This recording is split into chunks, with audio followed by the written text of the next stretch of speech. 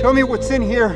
That'll help us leave. Well, as usual, I'm gonna give it a try. Did you notice, for example, that one of the scarecrows doesn't have an eye? A theme of losing an eye is very dominant in From TV show and can relate somehow, for example, to Scandinavian god Odin, who gave up his eye to become the smartest being on the planet.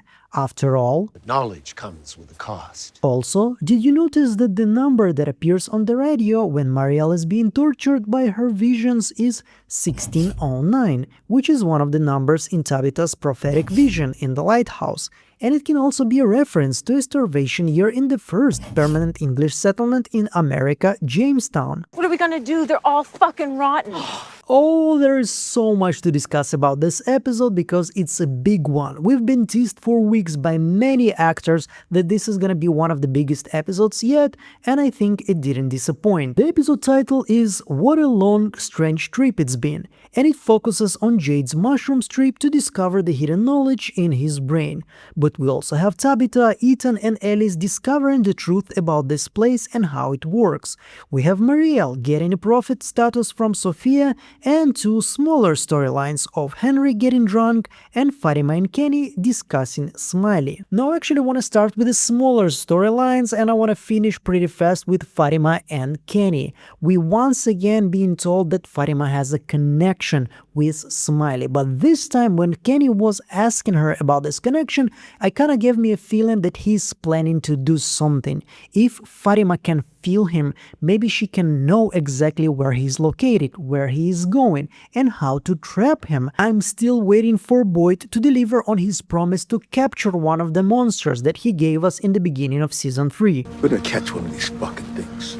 Now regarding Fatima's golem, I am more convinced now than ever that it's not just gonna be some kind of a symbol of hope for just one person. They are preparing us and building up to a big golem reveal when we're actually gonna see it in its full form. And now that we know that this place can bring life into objects, it's not gonna be a big surprise if the golem will actually come to life. Now regarding Henry and Victor, I was getting so much secondhand embarrassment here, him getting drunk and behaving like a freaking moron. And once again, I still have a question. You have seen the graves of your wife and your little daughter, and you've been told that they've been ripped apart. She was so small. And Victor couldn't even find Eloise's whole body, just bits and pieces. And your reaction was like, okay, that's sad, but when you see a drawing of the man in yellow eating your wife, this is when you go off the rails. But once again, the most important part here in this situation is that music is very important in From. You remember when we used to play? But your mom, she had such a beautiful voice. And up till this moment, we always knew that Jade is the musician. He's the one to play the violin. He did it many times during the whole show. And he was the one to play the violin and unlock the memories of their previous lives, his and Tabitha's. But now we realize that Miranda was also a very good singer, and she was singing with Henry, and they were playing around with Victor and making their own compositions. And since we know that Tabitha is Miranda's reincarnation, she is probably supposed to sing too.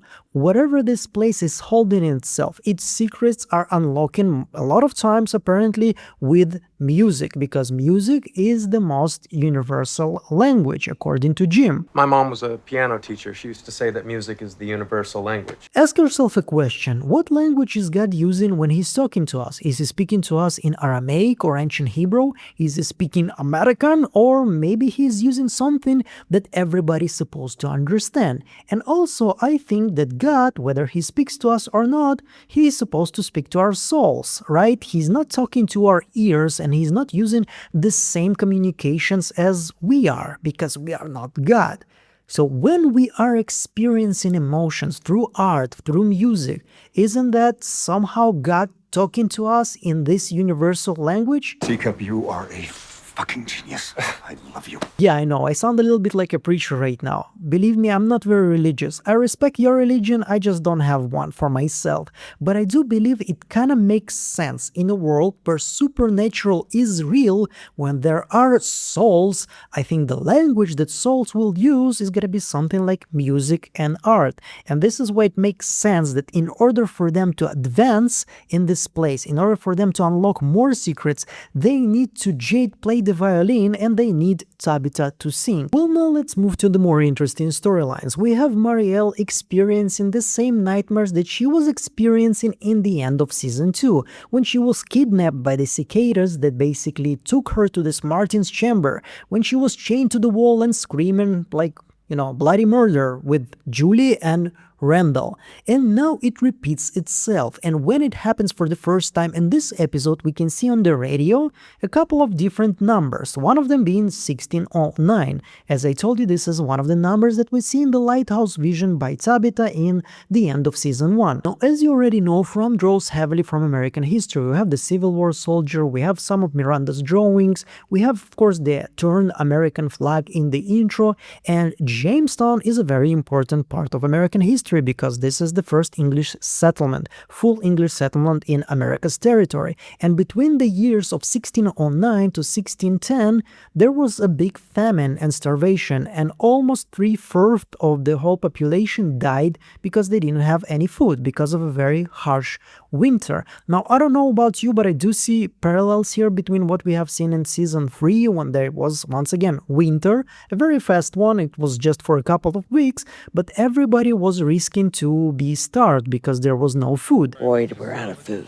There is also 4888 there on the radio, 7952 and 1762, or maybe it's 1752, another number in the lighthouse that I don't have that many interesting history events connected to, but in this year there was a switch to the Gregorian calendar and people kind of just lost almost 11 days from September. I don't know if it's connected somehow to From or not. I think it's just a very interesting event because it was kind of weird because people switched from September 2nd right away to September 14th. The suffering of every single person who's ever died here. But once again, the most interesting part of this storyline is later in the episode, Marielle is saying that she was able to hear everybody who died in this place still screaming, which kind of implies that those years, 1609, 1752, and the rest of them are maybe connected somehow to the massacres in this town, because their story repeats itself in cycles, and every cycle apparently ends with a massacre. The latest year in the lighthouse is 1978. It kind of works with Victor's age and the way he grew up, that maybe the massacre that we witnessed in episode 4 season 1 and like in the previous episode also is something that happened in this year. But Marielle's words are once again confirming Jade's theory about this place that he voiced to us in the end of season 3 about the first law of thermodynamics. Whatever dies in this place, the souls of people, they stay. They linger. And our thoughts, our memories, our souls, they're made of energy. And that energy, maybe here, that energy, I don't know, maybe it lingers. They don't move on to the next phase, whether it's hell, paradise, or purgatory, whatever you want to call it, but they linger here. And in my theory, the Lake of Tears is where those souls are located. They've been trapped here. It's some sort of like a spiderweb situation, if you know what I mean. Wink, wink. I saw the Lake of Tears. It was a drawing on the wall, but somebody screamed because the spider came down from the ceiling. It kind of makes sense, right? Ethan was telling us about the Lake of Tears and the spider who came down from the ceiling, but somebody screamed and we heard people screaming right now. And when you scream so much pain, you also sometimes cry, and this is why this place is called the Lake of Tears. It was obviously from the beginning not the lake that was next to the village, because once again, why would Jim be then, enigmatic about this when he was talking to Ethan? You need to find the Lake of Tears. By the way, it's the lake next to the village. You could have just said it if it was actually the situation, but it's not. This is something else. The existence of the Lake of Tears was discovered by Jim and his spirit after his death. This is not something that we have seen through Jim's eye, so it's something new, something else. And as I told you in my theory, this is the place where souls are being trapped and they cannot escape because they're being tortured by this spidery figure, or aka the man in yellow. I believe in all that stuff. I mean, I believe that there are people whose antennas are just tuned to a higher frequency. Once again, I'm getting back to the interview with Jack Bender, who directed most of the episode from, when he was talking about frequencies, and we were seeing that the radio can sometimes pick up the frequencies of the dead people that are here. It happened in season 1 when Abby's ghost was able to tell Boyd to move on. I'll be damned. I just got my sign. Boyd asked his wife for a sign, she gave him a sign in form of a song, if I had a boat, and then he moved to the forest, and there are no radio signals, there is nothing, so she needed to use a new antenna. The frequencies from the bottles clicking were able to communicate with Sarah, the strongest antenna in this place that picks up everything supernatural here, and this is where she told her that it was a mistake and you need to go back. So the frequencies of this place are very important. She kept saying, tell Mr. Fish and Loaves that I was wrong. Now, another interesting thing here about Sophia is that we have seen her in episode 1 touching the priest and then throwing him into this, epilepsy shock. He's shaking and convulsing on the floor. This is something that happened to many of our characters, right? All of them, once again, somehow getting a connection with the spiritual layer of this world, and this is why they're reacting like this. Julie story walking, Sarah getting a message from the voices to kill Ethan, and she once again getting a message from Abby's voice or whatever it was. Elgin convulsing when he was getting a message from the boy in white, and of course Ethan with his vision of the Lake of Tears, Spider, and Victor's room. So it feels like this touch is basically increasing this connection, destroying the borders between the two different worlds. When the man in yellow, aka Sophia, touches you, you become one with whatever is the hidden layer of this place, where the spirits are being held, where this whole torture is happening. And the question I have for you, my dear audience, right now is that we have seen Marielle touching Sophia in the beginning of the episode and then going to the ambulance. Do you think this touch can have some kind of a delay effect here, like she was touching Sophia and that's it, and then suddenly she went to the ambulance and then Sophia was like abracadabra, booms, and suddenly, visions? Or actually Sophia just touched Marielle, realizing what she's experiencing right now, because she's kind of almost omnipotent in this place and she knows everything and she hears everything, realizing that Marielle has experienced this heavy vision, she induced it again and threw her to this shockwave situation. And I want to finish with Sophia and Marielle and move on, but another very interesting moment for me is Sophia just walking through the clinic and listening first to Randall and Julie and then to Marielle and Christy. And it wasn't any supernatural moment, she wasn't just using, superpowers or something like this, but it kind of gave me a feeling like the creators are showing us that this is what the man in yellow does. He just listens to everything. He hears or she hears everything. And yeah, I have some kind of a weird theory about the man in yellow. Stay tuned for this video. So let's talk about Tabitha, Donna, Ethan, and Alice and the village. And Donna here preparing a fire because she was probably getting ready to fend off those scarecrow monsters. And scarecrow monsters being a part of from the very first episode of season 1. Actually, even before that, if you remember, this was one of the promo images for the first season, and Ethan was mentioning scarecrows a couple of times during the first season, and now we actually have them. And as I told you, one of them doesn't have an eye, and we have seen this theme of different injuries in this place repeating themselves many times. And one of the things that doesn't have an eye is one of the talismans that is standing right next to the village, so it's gonna create this parallel between those two. Maybe the talismans were created as some sort of an antidote, some sort of a mirrored vision of the monsters, of the demonic things that hunt our characters, our heroes in this place. If you remember the talisman, in the middle of it, it kind of looks a little bit like a mirrored human being. So whatever this is, and whatever this conversation about worms was in the first season, maybe it has some kind of a connection to this weird weapon that our characters now have. You know, if you cut a worm in half, it grows back into 2 worms. Now, honestly, I wish I could give you more answers why this talisman is working and why is it killing the Scarecrow, and the most important question, can we use those talismans to kill Frombies, the slow walkers, or whatever you want to call them, the smiling motherfuckers?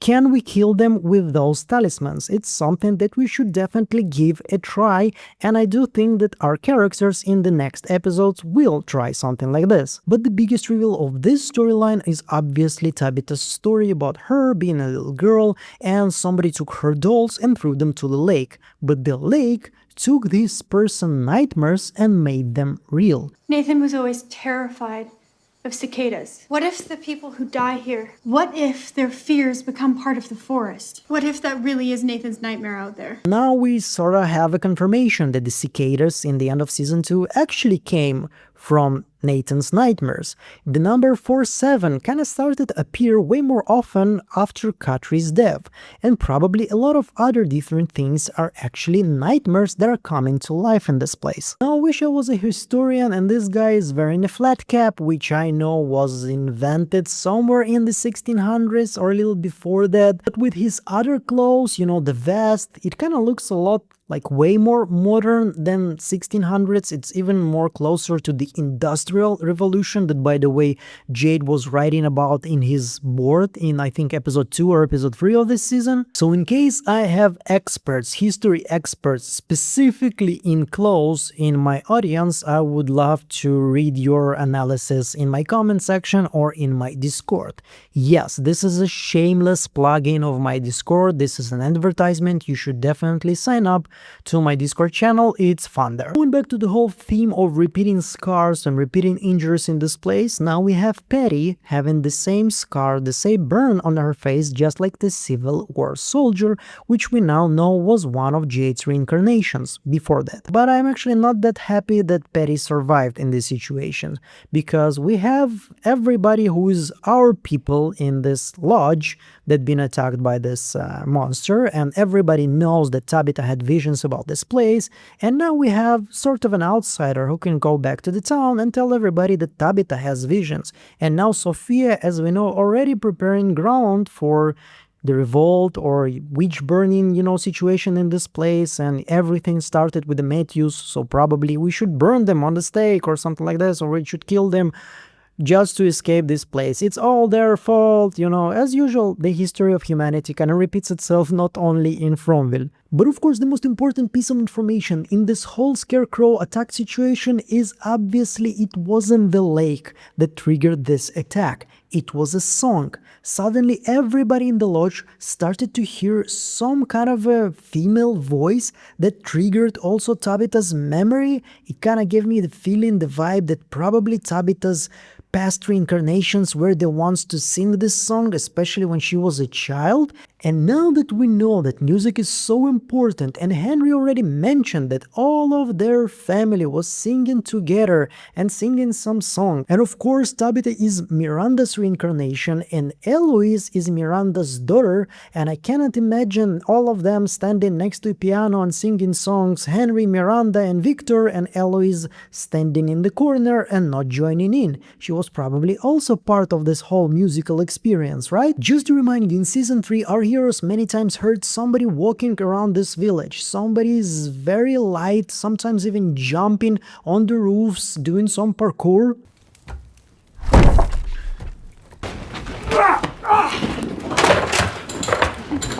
So it seems more and more that it's actually Eloise. She's the one living in this place, she's the one to plant all this food, she's the one to survive somehow so many years. Now once again, let me know in the comments what do you think about this. And since we already started to talk about the Civil War soldier, let's finish with the biggest storyline of this episode, and this is Jade's trip. As we already now know, in the end of the episode, it was all a big hallucination. Everything that happened really didn't happen.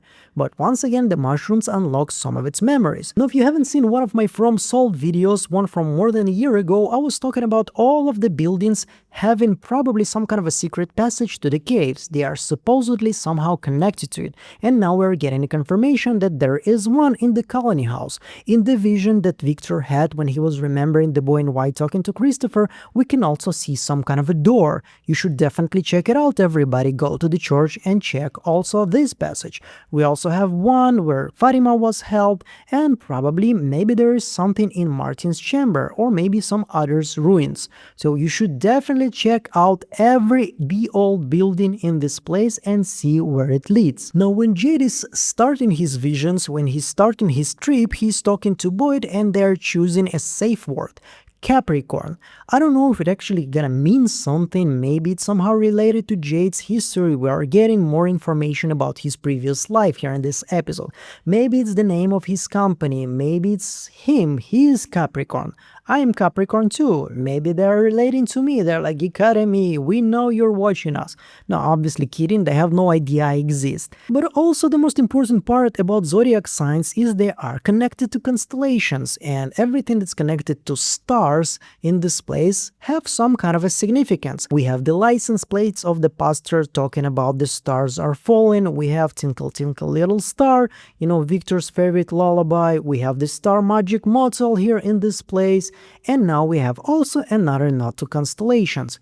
Maybe Fatima was right. And if you climb high enough, even a nightmare can look like a dream. If it's actually right, I have no idea how it's gonna play out. I don't think they're gonna be able to find a helicopter in this place and fly above the trees, because I think trees are the one that create this magical situation that you cannot leave this place no matter how fast you drive, no matter where you drive. Now during his trip, Jade sees a lot of spiders all the time. Spiders attacked Boyd, as we remember in the end of season 1, where they discovered a location where there are many spider webs, and the soul, Abby's soul, was trapped in the spider web. So once again, I do think there is a connection between the man in yellow and Spider. Maybe this is his true form. Once again, he's probably not a spider, he's probably not a human being, but maybe those kind of different forms are somehow connected. Once again, there are many different spiders in different lores. I don't believe we're gonna have some kind of an answer like this is Anansi, for example, a spider god, a god of stories, which is kind of connected, but usually he's the good guy in African mythology.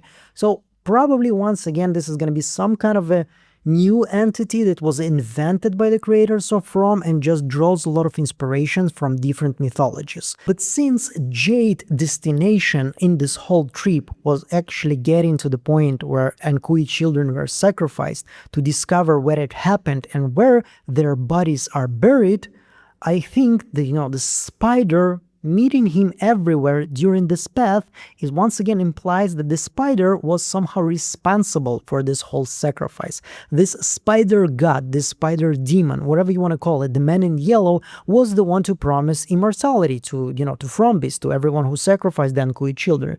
So this is probably once again another hint / confirmation that Man in Yellow and Spider are connected somehow. Now when Jade sees all his visions from this place, from the very first season, the man that was killed by the boulder, the Civil War soldier, Christopher obviously, and somebody who they're called in the title colonial male. So probably colonial man is man from the colonial period, right? According to his clothes. So this is once again the period when the United States doesn't have its independency yet. It's still a British colony. And the first settlements by Europeans were created in Americas in somewhere 1492-98. We were talking about Cabot many times, and 1506 is the first date in the lighthouse. So probably it's supposed to be one of the first massacres, right? It kind of makes sense. But then again, 12-year-old Jade is saying to us that this is just a couple, several of many more reincarnations, which implies that it's way more ancient and longer than we were assuming to ourselves. It probably didn't start in 1506, it's probably way older, and Marielle is saying to us that it's ancient, it's old. I know if somebody from Gen Z is watching my video right now and they're gonna learn that I was born in 1987, they're gonna call me ancient. But then again, in this TV show, I think they're actually putting a literal meaning to this word. So when Jade is being thrown by the monsters in his hallucination to this pit with different skeletons and one of the Ankui children sitting there, once again with a scar on his head, he realizes after that he knows what to do in order to escape this place. They need to save the children. How do you save somebody who is dead? No clue. By the way, if you have any information, any knowledge, any theory, I was talking about this, maybe they need to burn the bones and release the spirits. Probably not. I think eventually they will have to defeat the man in yellow somehow or imprison him somehow to actually allow those spirits to be released to move on to the next phase. This is the only way to destroy this place, to make it stop torturing our characters, to destroy the spider, to destroy the spider web. And the monsters are connected to the spider. If you remember, in one of Victor's drawing, he drew all of the caves that under the town, as we now know it's under the town, he drew them as a spider web. But whatever Jade and Tabitha really need to do, whether it's to create a new band, call it, the Frombies, and play some kind of a music with Jade playing violin and Tabitha singing a song for the living, whatever, something needs to happen fast, because we have seen that the average IQ of people in Fromville is below room temperature. So as soon as Sophia is gonna start running around and screaming, "Prophets, Matthew family started it all," people will light their torches and they will go for the monsters, Tabitha and Jade, and they will do whatever is possible to kill them. Of course, luckily we have Boyd and Kenny and everybody else that will do whatever is possible to protect them. But whatever it is, it's probably gonna be bad. And speaking about bad things, what is this bullshit about waiting for 2 weeks for the next episode? Please somebody tell me that this is completely fake. On IMDb it's shown that the next episode is gonna be released on May 31st, so it means in 2 weeks from now. And what? Once again, please somebody tell me that this is fake, because this cannot be real.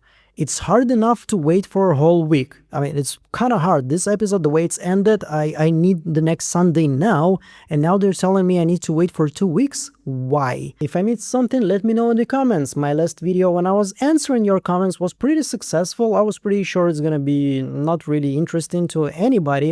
I'm gonna get like 1,000 views and that's it, but overall the feedback was extremely positive, so I'm definitely gonna do it again. And there's gonna be a lot more From content, maybe some Widow's Bay if I'm gonna be able to find time. So if you still haven't subscribed and hit that bell button, you should definitely do it right now. I have cool merch, you should definitely check it out, and I also want to thank everybody who supports me on Patreon and on YouTube members. Your financial help is what makes this channel possible. This is not an exaggeration, this is the truth.